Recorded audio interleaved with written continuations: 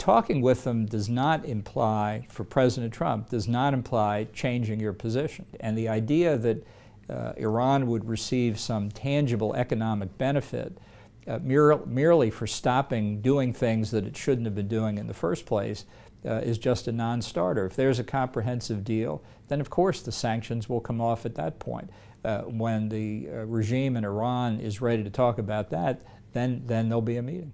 Earlier this summer, President of Ukraine, Vladimir Zelensky, invited President Putin for negotiations regarding Donbass and Crimea with participation of Germany, France, Britain, and the United States. Does the United States consider a chance to participate in such a meeting? The United States, I'm sure Great Britain would be happy to participate as well. And that will be a question for the government of Ukraine to decide what they think is the most advantageous way to proceed.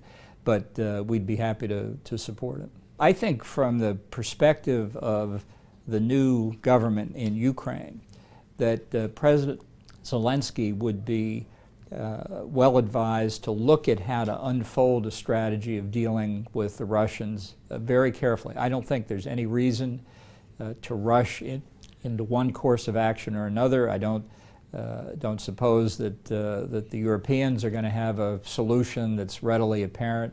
I think working this through over a period of time makes sense for the new government in Ukraine.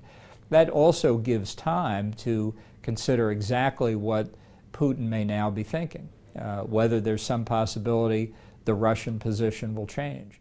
How do you personally see the future of U.S.-Russia relations, the future of sanctions? And don't you think that maybe United States should be a little bit more tough on Russia? Well, I think the Trump administration has been very tough. It has imposed enormous sanctions on Russia. Economic sanctions, expulsion of Russian diplomats, closing Russian diplomatic facilities, and taken steps that really have had a dramatic impact on the Russian economy.